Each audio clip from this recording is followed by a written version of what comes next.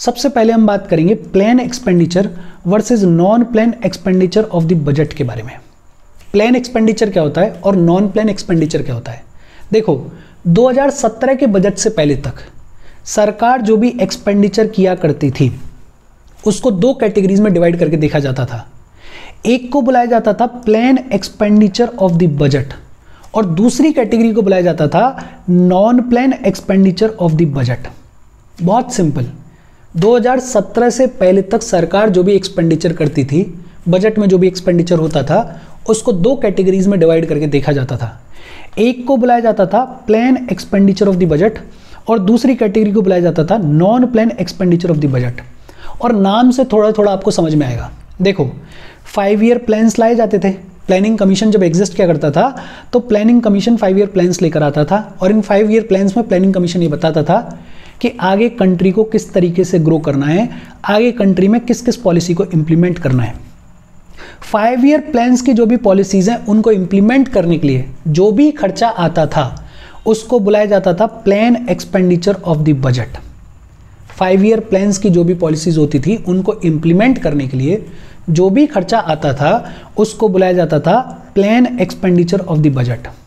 और routine functioning के लिए, डे टू डे एडमिनिस्ट्रेशन को रन करने के लिए सरकार का जो भी खर्चा होता था, जैसे सब्सिडीज़ वगैरह हैं, जैसे इंटरेस्ट पेमेंट्स हैं, जैसे डिफेंस एक्सपेंडिचर है, जैसे सैलरीज देनी है, पेंशन्स देनी है, ये जो रूटीन फंक्शनिंग के लिए सरकार जो भी खर्चा करती थी उससे बुलाया जाता था नॉन प्लान एक्सपेंडिचर।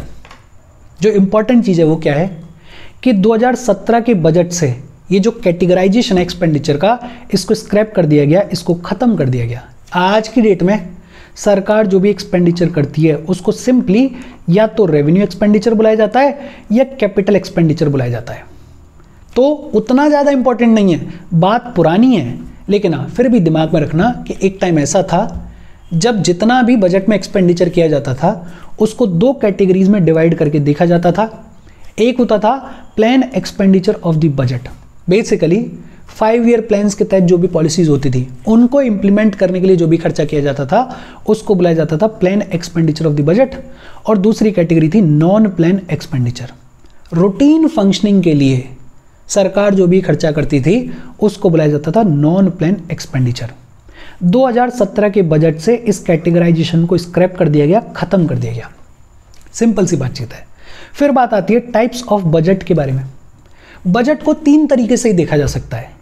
एक हो सकता है सरप्लस बजट। सरप्लस बजट का मतलब क्या है? जब बजट रिसीट्स जो हैं वो बजट एक्सपेंडिचर से ज़्यादा हों, जो पैसा रिसीव किया जा रहा है वो एक्सपेंडिचर से, खर्चे से ज़्यादा हो तो उसको बोलते हैं सरप्लस बजट। दूसरा हो सकता है डेफिसिट बजट। जब बजट रिसीट्स जो हैं वो एक्सपेंडिचर के कंपैरिजन में कम हो, जो पैसा रिसीव किया जा रहा है बजट के द्वारा वो कम हो in comparison to budget expenditure, मतलब एक्सपेंडिचर ज़्यादा हो रहा हो, खर्चा ज़्यादा हो रहा हो तो उसे बोलते हैं डेफिसिट बजट। और एक हो सकता है बैलेंस्ड बजट। जब बजट रिसीट्स जो हैं वो बजट एक्सपेंडिचर के बराबर हों। जब receipts, the money received is more than the expenditure तो उसको बोलते हैं सरप्लस बजट। जब money spent is more than the money received तो उसको बोलते हैं डेफिसिट बजट। और जब रिसीट्स और एक्सपेंडिचर दोनों बराबर हों तो उसको बुलाया जाता है बैलेंस्ड बजट। जो इंपॉर्टेंट टॉपिक है आज का वो है डिफरेंट टाइप्स ऑफ डेफिसिट्स।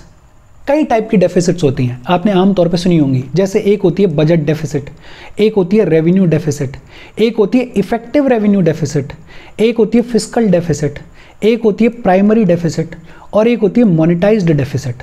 ये डेफिसिट्स क्या होती हैं और एडवाइजेबल ये है कि पेज लो और अपने नोट्स, अपने शॉर्ट नोट्स साथ के साथ प्रिपेयर करते चलना। इनके जो भी फॉर्मूलाज हैं उनको साथ के साथ लिखते चलना और एक जगह पे लिखना। देखो सबसे पहले बात आती है रेवेन्यू डेफिसिट। रेवेन्यू डेफिसिट क्या होता है? देखो बहुत सिंपल तौर पे, when the government spends more than it's income, जब सरकार अपनी इनकम से ज़्यादा खर्च करती है तो होती है सरकार को डेफिसिट, तो होती है सरकार को कमी। ये जो रेवेन्यू डेफिसिट है इसको निकालने का तरीका क्या है? रेवेन्यू एक्सपेंडिचर में से रेवेन्यू रिसीट्स को माइनस कर दो तो जो डेफिसिट निकल के आएगी, तो जो कमी निकल के आएगी, उसको बोलते हैं रेवेन्यू डेफिसिट। क्या बोलते हैं? Revenue deficit. देखो, हमने बात की थी गवर्नमेंट रिसीट्स के बारे में, और गवर्नमेंट रिसीट्स में हमने दो कंपोनेंट्स के बारे में पढ़ा था। एक कंपोनेंट था रेवेन्यू रिसीट्स और दूसरा कंपोनेंट था कैपिटल रिसीट्स। फिर हमने पढ़ा था गवर्नमेंट एक्सपेंडिचर के बारे में। ये जो गवर्नमेंट एक्सपेंडिचर है, इसके भी दो कंपोनेंट्स हैं। कौन कौन से? एक था रेवेन्यू एक्सपेंडिचर और दूसरा था कैपिटल एक्सपेंडिचर। जब हम बात करते हैं रेवेन्यू डेफिसिट के बारे में, तो ये जो रेवेन्यू एक्सपेंडिचर है, इस रेवेन्यू एक्सपेंडिचर में से रेवेन्यू रिसीट्स को माइनस कर दो, तो जो डेफिसिट मिलेगी उसको बुलाया जाता है रेवेन्यू डेफिसिट। और क्योंकि ज़्यादातर जो रेवेन्यू एक्सपेंडिचर है वो expenditure day to day administration को मैनेज करने के लिए किया जाता है। अपन ने पढ़ा था ये जो रेवेन्यू एक्सपेंडिचर है, इसका मतलब ही ये होता है कि डे टू डे एडमिनिस्ट्रेशन को रन करने के लिए सरकार जो भी खर्चा करती है, तो ज़्यादातर जो रेवेन्यू एक्सपेंडिचर है वो डे टू डे एडमिनिस्ट्रेशन को रन करने के लिए खर्च किया जाता है। तो इसको रिड्यूस करना भी बेहद डिफिकल्ट है भाई। सिविल एडमिनिस्ट्रेशन को आपको रन करना ही है, डिफेंस एक्सपेंस आपको करना ही करना है, सैलरीज आपको देनी देनी है, पेंशन्स आपको देनी देनी है। तो ये जो रेवेन्यू एक्सपेंडिचर होता है, इसको कम करना अपने आप में डिफिकल्ट होता है। और अगर रेवेन्यू डेफिसिट बहुत ज़्यादा हो जाए सरकार के ऊपर, मतलब पैसे की बहुत ज़्यादा कमी है, विच मीन्स अब सरकार क्या करेगी? सरकार को ज़्यादा बोरो करना पड़ेगा, कर्जा लेना पड़ेगा सरकार को। सरकार कर्जा ले रही है, ये कोई बहुत अच्छी बात नहीं है। सरकार को जो सोशल वेलफेयर पे या कैपिटल एसेट्स के क्रिएशन के लिए जो पैसा खर्च किया जा सकता था, उस पर जो एक्सपेंडिचर है उसको रिड्यूस करना पड़ेगा। सरकार जो गरीबों के लिए योजना चला रही है, उसमें जो खर्चा हो रहा है उसको कम करना पड़ेगा, बिकॉज पैसे की कमी है। या सरकार जिस पैसे के थ्रू हाईवेज बना सकती थी, इंफ्रास्ट्रक्चर बना सकती थी, उस एक्सपेंडिचर में कुछ कमी करनी पड़ेगी। सरकार की लाइबिलिटीज़ बढ़ेंगी। लाइबिलिटीज़ क्यों बढ़ेंगी? बिकॉज सरकार बोरो कर रही है।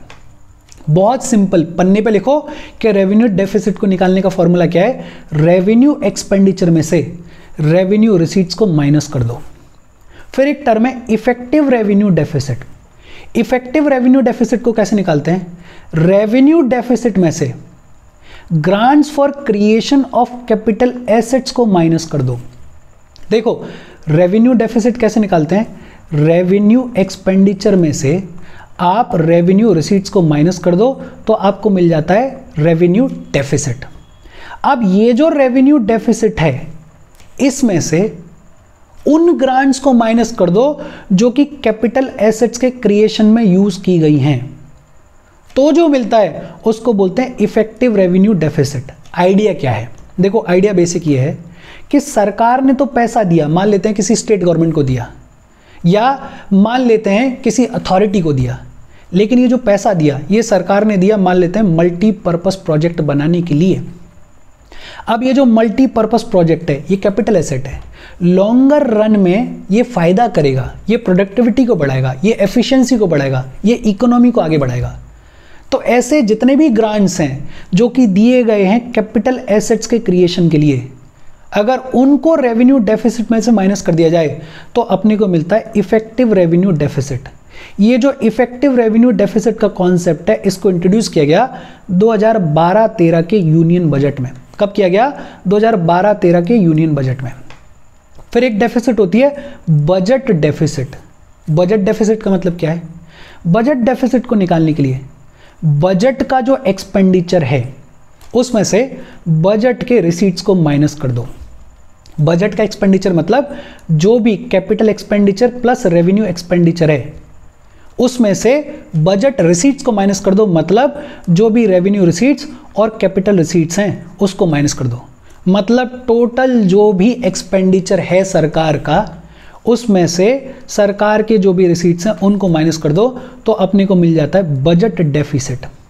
ये जो बजट डेफिसिट है वो 1997 तक मेजर पॉलिसी पैरामीटर था, लेकिन 1997 से इसको डिसकंटिन्यू कर दिया गया। क्यों डिसकंटिन्यू कर दिया गया? बिकॉज इसमें सरकार आरबीआई से जो बोरोइंग्स करती थी सिर्फ उनको इंक्लूड किया जाता था।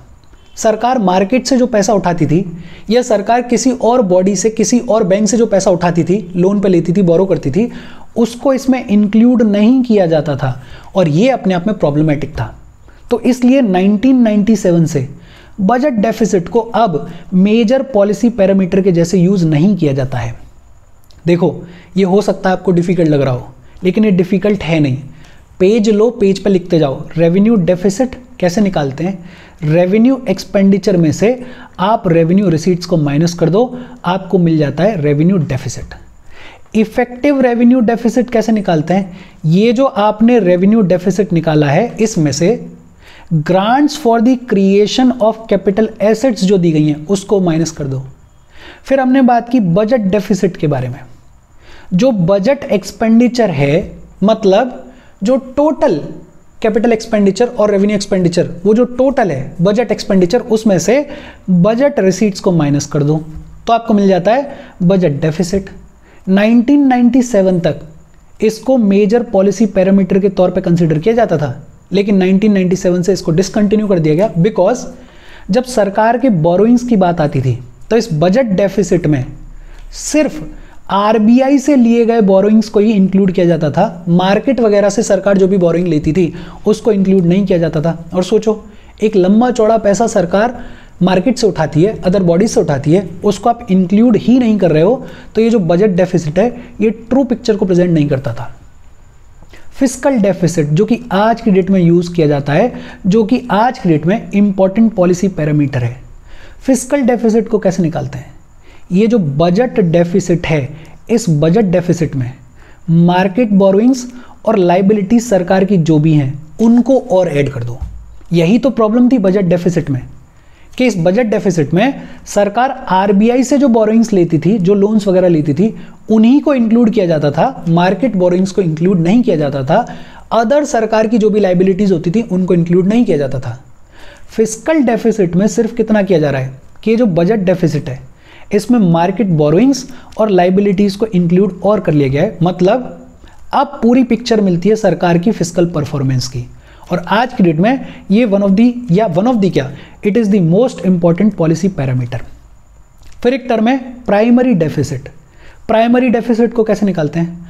फिस्कल डेफिसिट में से interest payments on previous loans को अगर माइनस कर दो, जैसे आज से 20 साल पहले सरकार ने मान लेते हैं 1 लाख करोड़ का लोन लिया था। अब उस 1 लाख करोड़ के लोन पर जो इंटरेस्ट का पेमेंट किया जा रहा है उसको अगर हम फिस्कल डेफिसिट से माइनस कर दें तो हमें जो मिलता है उसको बोलते हैं प्राइमरी डेफिसिट। एक तरीके से आज की स्थिति की जो डेफिसिट है, ये तो भाई पुराना लोन है, उस पर इंटरेस्ट दिया जा रहा है, ये तो पुराने पाप हैं। आज की जो एक्चुअल स्थिति है डेफिसिट की, वो बताता है प्राइमरी डेफिसिट। और इसको इंट्रोड्यूस किया गया 1993-94 के बजट में। बहुत सिंपल, एक बार फिर से रेवेन्यू डेफिसिट को निकालने का तरीका क्या है? रेवेन्यू एक्सपेंडिचर में से आप रेवेन्यू रिसीट्स को माइनस कर दो तो आपको मिल जाता है revenue deficit. Effective revenue deficit क्या होता है?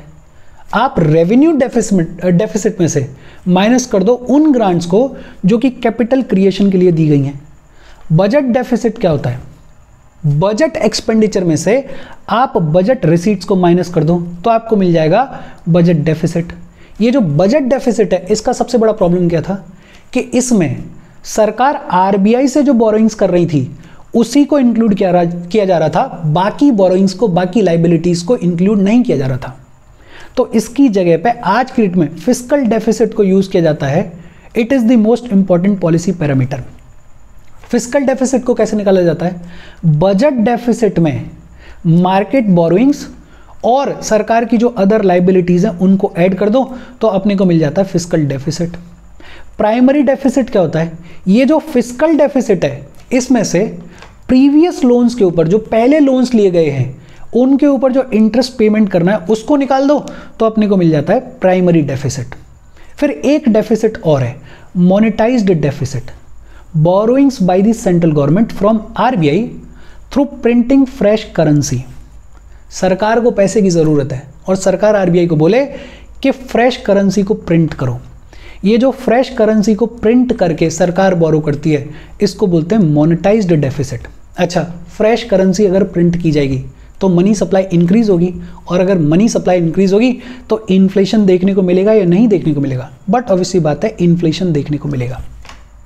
देखो, कंफ्यूज नहीं होना, पेज लो और उस पेज में एक जगह पे इन सारी चीज़ों को लिखो और इन सारी चीज़ों को लिखने के बाद थोड़ा सा स्ट्रक्चर अपने दिमाग में बनाओ, चीज़ों के जो भी फॉर्मूलेज हैं उनको थोड़ा दिमाग में बैठाओ।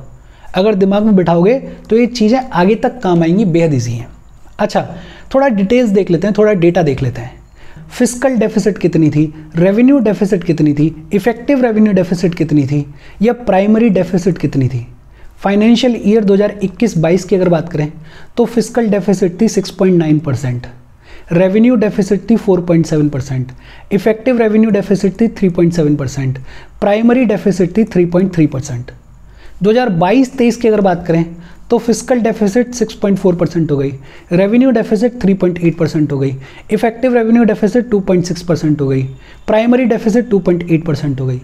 2023-24 की अगर बात करें तो फिस्कल डेफिसिट 5.8% हो गई, रेवेन्यू डेफिसिट 2.8% हो गई, इफेक्टिव रेवेन्यू डेफिसिट 1.8% हो गई, प्राइमरी डेफिसिट 2.3% हो गई।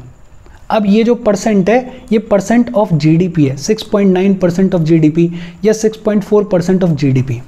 और दूसरी बात, इस परसेंटेज को याद रखने की ज़रूरत नहीं है, जो लेटेस्ट डेटा है उसको भले ही याद रख लो, बाकी एक एक को याद रखने की ज़रूरत नहीं है। जो याद रखना है, जो समझना है वो क्या है कि over the period of time ये देखने को मिल रहा है कि ईयर ऑन ईयर ये जो डेफिसिट है ये रिड्यूस हो रही है, ये कम हो रही है। पहले 6.9 थी, फिर 6.4 हुई, फिर 5.8 हुई। मतलब हमारी जो फिस्कल डेफिसिट है या रेवेन्यू डेफिसिट है या इफेक्टिव रेवेन्यू डेफिसिट है या प्राइमरी डेफिसिट है, ये ईयर ऑन ईयर डिक्रीज हो रही है, कम हो रही है, जो कि अच्छी बात है। अच्छा, ये जितने भी डेफिसिट्स हैं, अगर हमें सरकार के फिस्कल परफॉर्मेंस को जज करना है, चेक करना है, तो सबसे इंपॉर्टेंट पॉलिसी पैरामीटर क्या है? Fiscal deficit is the most important policy parameter to measure the fiscal performance of the government.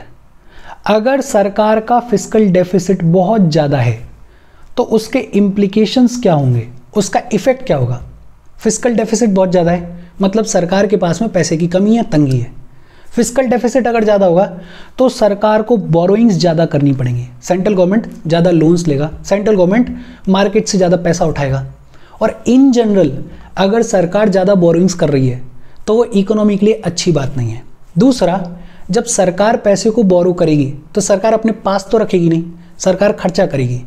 और जब सरकार एक्सपेंडिचर करेगी तो इकोनॉमी में मनी सप्लाई इंक्रीज होगी, और जब इकोनॉमी में मनी सप्लाई इंक्रीज होती है तो क्या देखने को मिलता है? इन्फ्लेशन देखने को मिलता है। जब फिस्कल डेफिसिट ज़्यादा होती है तो जीडीपी ग्रोथ भी अफेक्ट होती है और नेगेटिवली अफेक्ट होती है। सरकार के पास में पैसा ही नहीं है, सरकार इन्वेस्टमेंट कैसे करे, सरकार सेक्टर्स को आगे कैसे बढ़ाए?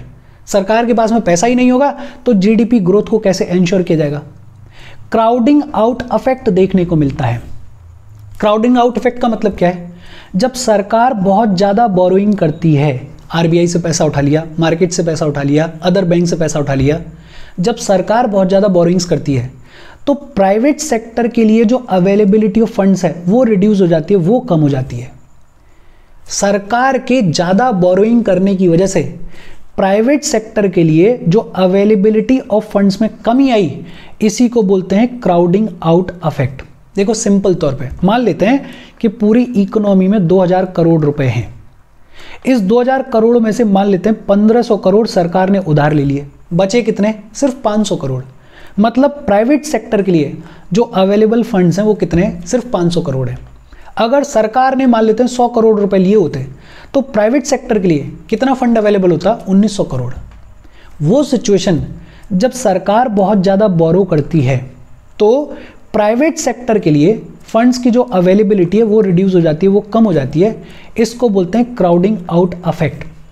और अगर किसी भी इकोनॉमी में प्राइवेट सेक्टर के लिए फंड्स अवेलेबल नहीं है तो वो इकोनॉमी के लिए अच्छी बात है, खराब बात है? बट ऑब्वियसली बात है, खराब बात है। और जब सरकार का फिस्कल डेफिसिट बहुत ज़्यादा हो जाता है तो इन जनरल सरकार की जो क्रेडिट वर्दीनेस है वो भी रिड्यूस हो जाती है, वो भी गिर जाती है। सरकार की एक तरीके से विश्वसनीयता या ट्रस्ट जो होता है वो कम हो जाता है। फिस्कल डेफिसिट के इम्प्लीकेशंस क्या हैं? सरकार ज़्यादा बोरो करती है, इन्फ्लेशन देखने को मिलता है, क्राउडिंग आउट इफेक्ट देखने को मिलता है, जीडीपी ग्रोथ नेगेटिवली इम्पैक्ट होती है, और सरकार की जो क्रेडिट वर्दीनेस है वो भी रिड्यूस हो जाती है, वो भी गिर जाती है। फिस्कल डेफिसिट को चेक कैसे किया जा सकता है? एक तो सरकार क्या कर सकती है?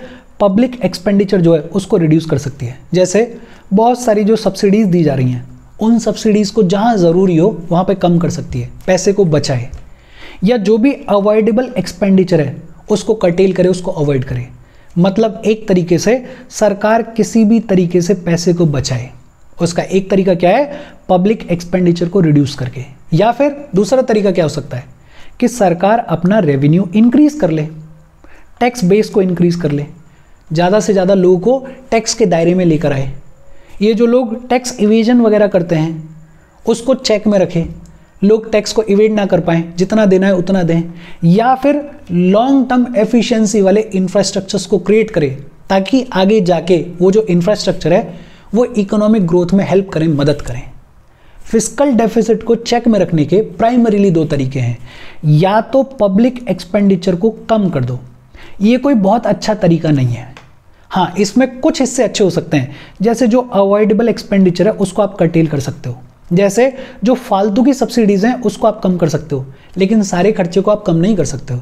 जो ज़्यादा बेटर तरीका है वो क्या है कि आप अपने रेवेन्यू को इंक्रीज करो, टैक्स बेस को इंक्रीज करो, टैक्स इवेजन को चेक में रखो, जो लॉन्ग टर्म एफिशिएंसी वाले इंफ्रास्ट्रक्चर हैं उनको क्रिएट करो, उनमें इन्वेस्ट करो। और इसके साथ आज की हमारी बातचीत हम खत्म कर रहे हैं। ये बहुत ज़्यादा लंबा सेशन नहीं है, इसको जानबूझ के छोटा रखा गया है बिकॉज इसमें बहुत सारी डेफिसिट्स हैं। इन डेफिसिट्स को एक बार दिमाग में बिठाओ ताकि आगे की जो चीज़ें हैं वो आपके लिए ईजी रहें। कोई डाउट हो तो कमेंट करके पूछ लेना। Thank you very much.